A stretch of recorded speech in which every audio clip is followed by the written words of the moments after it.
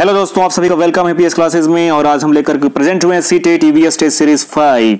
नीचे दिए गए कौन सी जानकारी एक आरक्षित रेल टिकट से प्राप्त की जा सकती है? बताइए दोस्तों। टिकट बुक कराने की तारीख और समय, यात्रा शुरू करने की तारीख और समय, डिब्बे का नंबर, बर्थ का नंबर और किराया, यात्रा करने वालों का नाम, आयु और लिंग, ट्रेन का नंबर और नाम और स्टेशन जहां से पकड़नी है और अंतिम स्टेशन का नाम। बताइए दोस्तों, अंतिम स्टेशन पर पहुंचने की तारीख और समय।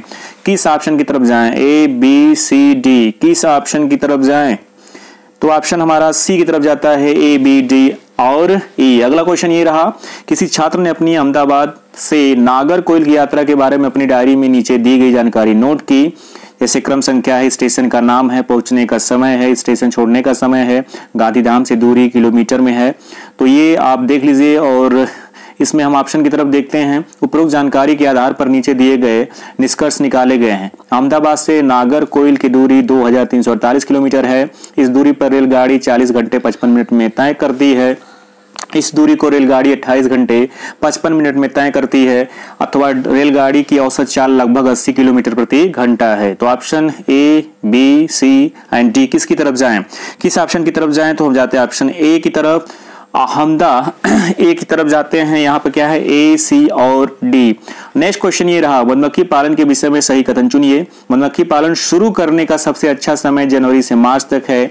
लीची के फूल मधुमक्खियों को लुभाते हैं। मधुमक्खी पालने और उनके द्वारा उत्पादित शहद का भंडारण करने के लिए बक्सों की आवश्यकता होती है। मधुमक्खियों के लिए मीठा घोल बनाने के लिए चीनी खरीदी जाती है। यहाँ पर आपके ऑप्शन है, बताइए ए, बी, सी, डी में से किसे करेक्ट माने? तो ऑप्शन जो हमारा जाता है, बताइए, ऑप्शन जो हमारा जाता है सी, सेकेंड, थर्ड एंड फोर्थ। अगला क्वेश्चन ये रहा आपकी स्क्रीन पे, ब्रेल लिपि के बारे में नीचे दिए गए कथनों का अध्ययन कीजिए।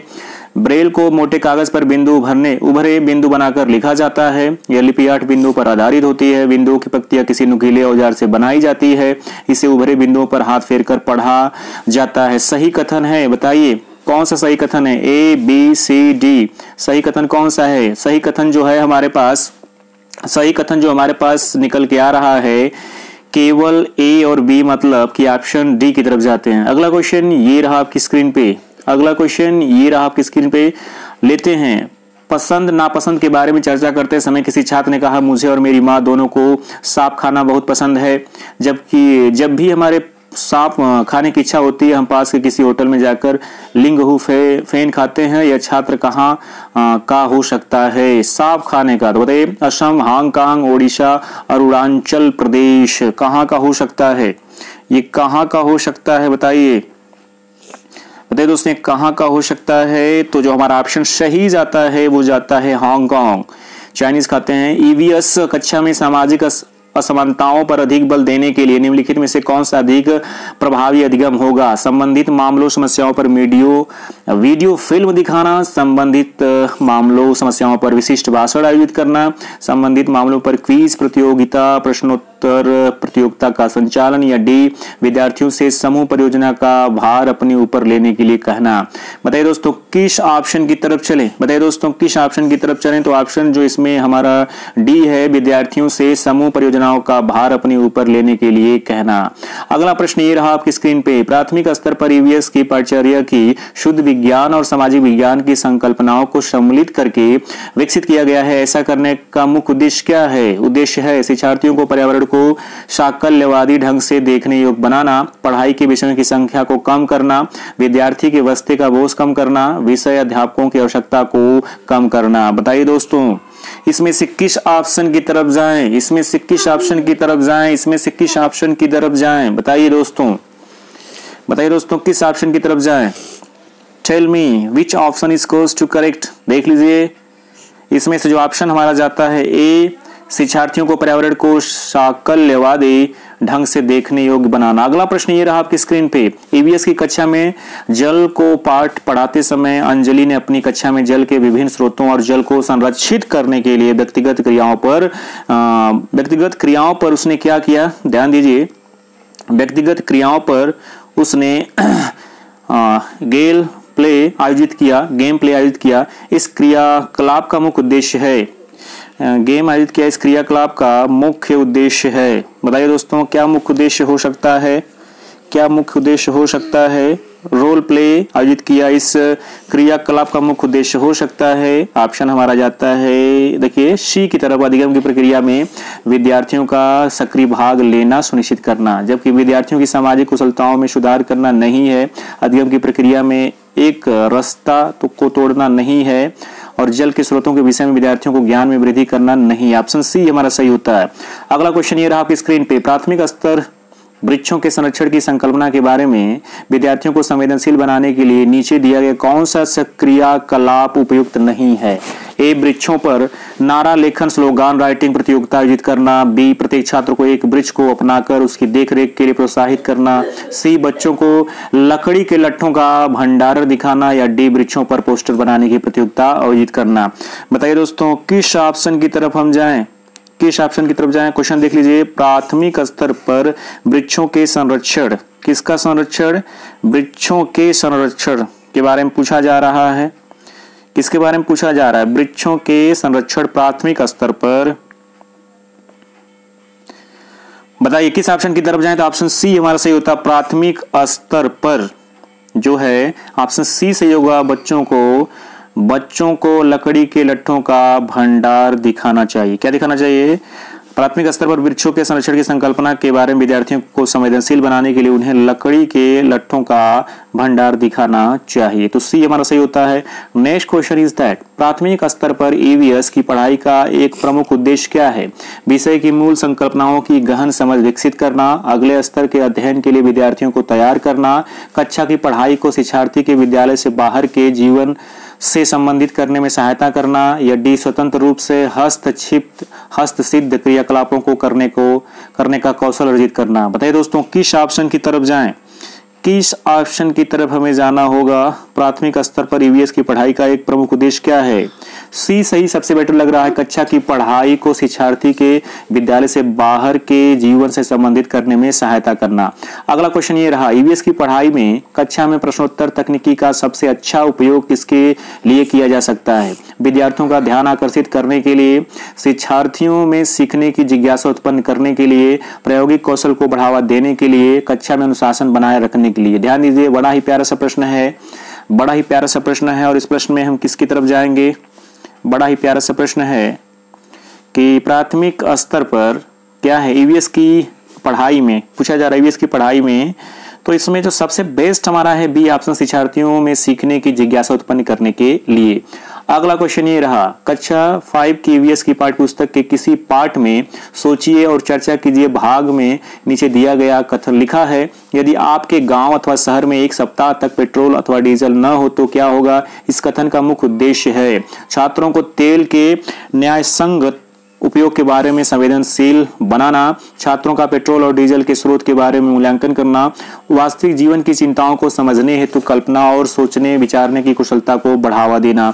तो दोस्तों हम देख रहे हैं यहाँ जो ऑप्शन हमारा है वो हमें ले चल रहा है वास्तविक जीवन की चिंताओं को समझने हेतु संकल्पना और सोचने विचारने की कुशलता को बढ़ावा देना, मतलब सी ऑप्शन की तरफ जाता है। डी होगा नहीं, पेट्रोल और डीजल की कमी के बारे में जागृति उत्पन्न करना। अगला क्वेश्चन ये रहा, 4 भावी शिक्षकों से कक्षा 5 के विद्यार्थियों के लिए मूल विषय यात्रा पर प्रस्तुतिकरण बनाने के लिए कहा गया, प्रत्येक ने निम्नलिखित नीतियों में से किसी एक पर मुख्य रूप से केंद्रित किया। ए, यात्रा के विभिन्न साधनों विधियों को दर्शाने वाले चार्ट का उपयोग और उनकी व्याख्या। बी, पाठ्य पुस्तक की विषय वस्तु के उपयोग द्वारा यात्रा की विभिन्न विधियों की व्याख्या। सी, विद्यार्थियों से यात्रा के विभिन्न साधनों के चित्र एकत्र करके स्क्रैप बुक बनाने के लिए कहना। या डी, विद्यार्थियों से यात्रा में उपयोग किए गए विभिन्न साधनों के अनुभवों का वर्णन करना। दोस्तों किस ऑप्शन की तरफ जाएं? तो जो यहाँ पर डी होता है, विद्यार्थियों से यात्रा में उपयोग किए गए विभिन्न साधनों के अनुभवों का वर्णन करने के लिए कहना।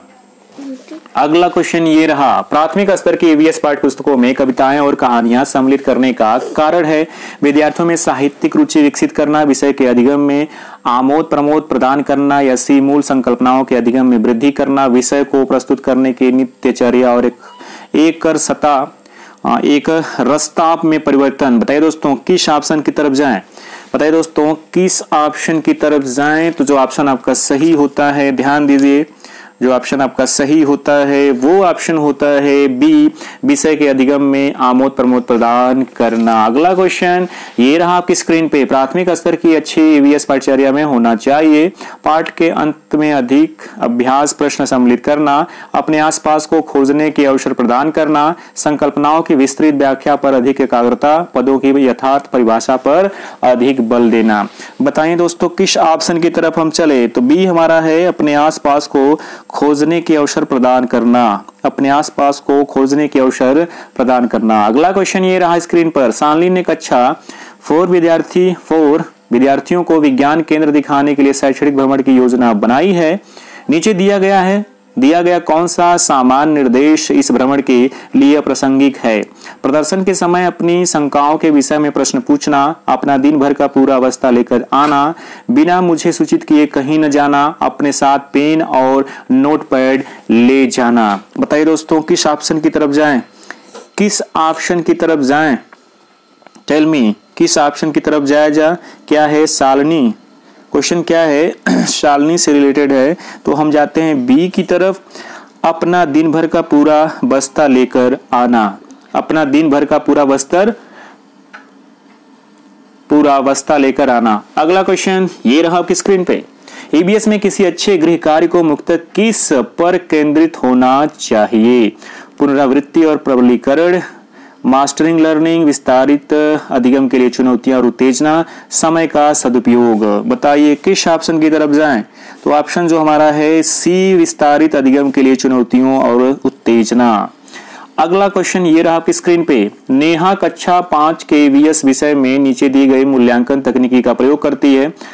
पहला हस्त सिद्ध क्रियाकलापों का मूल्यांकन, सेकंड गृह कार्य मूल्यांकन, थर्ड परियोजना कार्य मूल्यांकन एंड 4 मौखिक परीक्षा।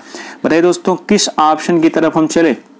नीचे दी गई तकनीकों का कौन सा युगल अधिक वस्तुनिष्ठ मूल्यांकन दे सकता है? बताइए first, second, third and fourth, किस ऑप्शन की तरफ जाएं? ऑप्शन बी की तरफ जाते हैं, ए, फर्स्ट एंड 4। नेक्स्ट क्वेश्चन ये रहा आपकी स्क्रीन पे, कक्षा 5 के विद्यार्थियों को पर्यावरणीय चिंताओं के बारे में पढ़ाते समय प्रीति प्रदूषण पर अधिक बल देना चाहती है। वांछित उद्देश्य को प्राप्त करने के लिए नीचे दिए गए क्रियाकलापों में से कौन सर्वाधिक प्रभावी हो सकता है? विद्यार्थियों से विभिन्न प्रकार के प्रदूषणों के चार्ट बनवाकर विद्यार्थियों को शैक्षणिक भ्रमण पर ले जाकर किसी प्रदूषित नदी को दिखाना, या विद्यार्थियों से विभिन्न प्रकार के प्रदूषणों से संबंधित समूह परियोजनाओं पर कार्य करने के लिए कहना, या किसी विशेषज्ञ को नियंत्रित करके वायु जल और ध्वनि प्रदूषण पर भाषण। बताइए दोस्तों किस ऑप्शन की तरफ जाएं? किस ऑप्शन की तरफ हम जा सकते हैं? क्वेश्चन एक बार और देख लीजिए, कक्षा 5 क्या दिया है? कक्षा 5 के विद्यार्थियों को पर्यावरणीय चिंताओं को, इसमें ऑप्शन आपको दिख रहा है, किस ऑप्शन की तरफ हम जाएं? सबसे बेस्ट जो सी, विद्यार्थियों से विभिन्न प्रकार के प्रदूषणों से संबंधित समूह परियोजनाओं पर कार्य करने के लिए कहना।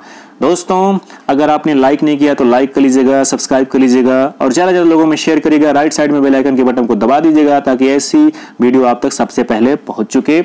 और दोस्तों पुराने व्यूअर हैं तो केवल एक लाइक कर लीजिएगा। कक्षा 3 के विद्यार्थियों को भोजन का पाठ पढ़ाते समय अंजलि भोजन संबंधी आदतों में सांस्कृतिक क्षेत्रीय विविधता पर विशेष ध्यान देना चाहती है। नीचे दिए गए अधिगम अवसरों में किसके द्वारा विद्यार्थियों को वांछित जानकारी दी जा सकती है? ए, विभिन्न क्षेत्रों संस्कृतियों के भोजन को दर्शाने वाले चार्ट का उपयोग और उसकी व्याख्या करना। बी, विभिन्न क्षेत्रों संस्कृतियों के विद्यार्थियों से उनके घरों में खाए जाने वाले भोजन मंगाकर प्रदर्शित करना और सहपाठियों से सूचनाओं का आदान प्रदान करना। सी, पाठ्य पुस्तक में विभिन्न प्रकार के भोजनों के विषय में दी गई जानकारी की और विस्तृत व्याख्या करना। डी, किसी बाहरी भोजन बनाने वाली व्यावसायिक एजेंसी को आग्रह करके विभिन्न क्षेत्रों संस्कृतियों के भोजन का प्रदर्शन करना। बताइए दोस्तों किस ऑप्शन की तरफ चलें? किस ऑप्शन की तरफ चलें? तो ऑप्शन बी हमारा बिल्कुल सही जाता है। विभिन्न क्षेत्रों संस्कृतियों के विद्यार्थियों से उनके घरों में खाए जाने वाले भोजन मंगाकर प्रदर्शित करना और सहपाठियों से सूचनाओं का आदान प्रदान करना।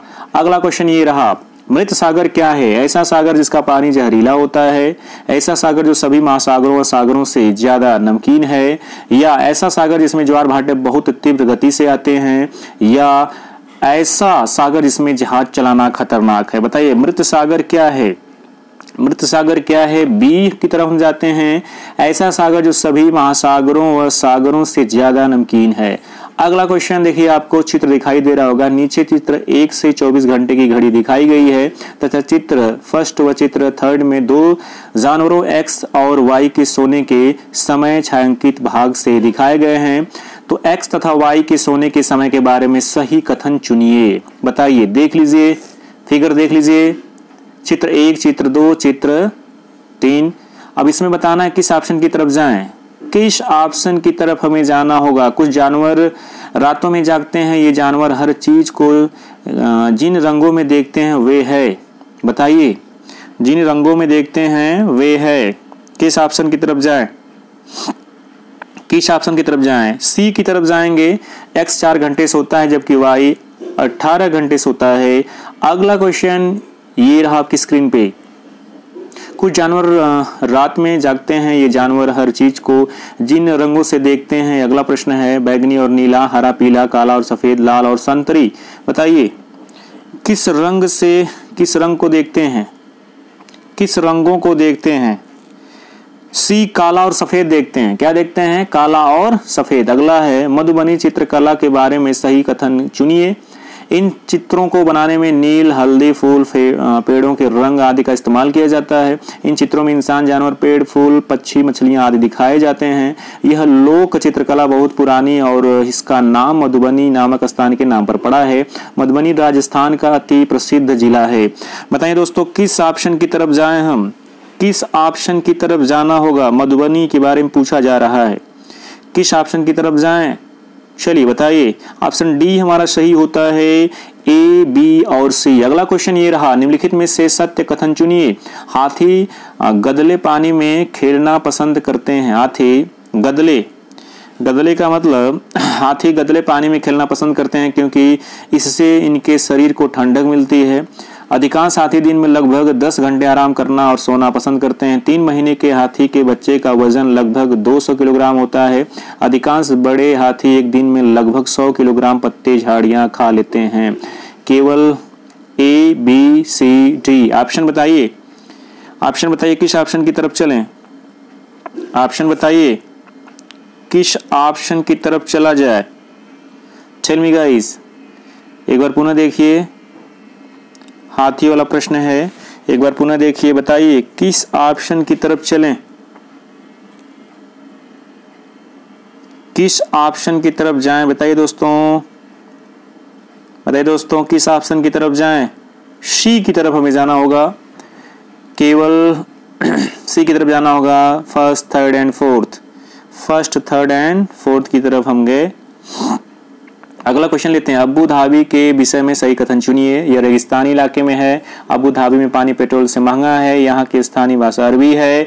अब अबू धाबी की मुद्रा रुपए को दिनार कहते हैं। किस ऑप्शन की तरफ हमें जाना होगा, किस ऑप्शन की तरफ हमें जाना होगा? तो ऑप्शन डी है, अबू धाबी की मुद्रा रुपए को दिनार। मतलब डी में क्या आ जाएगा? ए, बी और सी। दोस्तों, सी टेट आज लगभग 4 जनवरी हो गया है और सी टेट आपका जो है 31 को परीक्षा निर्धारित है। तो दोस्तों, ज्यादा से ज्यादा प्रैक्टिस सेट पीएस क्लासेस आपको फ्री में देगा। इससे लाइक करिए, सब्सक्राइब करिए, ज्यादा से ज्यादा लोगों में शेयर करिए। मेरे प्यारे दोस्तों, हाथ जोड़कर आप सभी से निवेदन है, और आप टेस्ट सीरीज ज्वाइन करते हैं तो आप अपने को कैलकुलेट कर सकते हैं कि किस लेवल पे हम चल रहे हैं।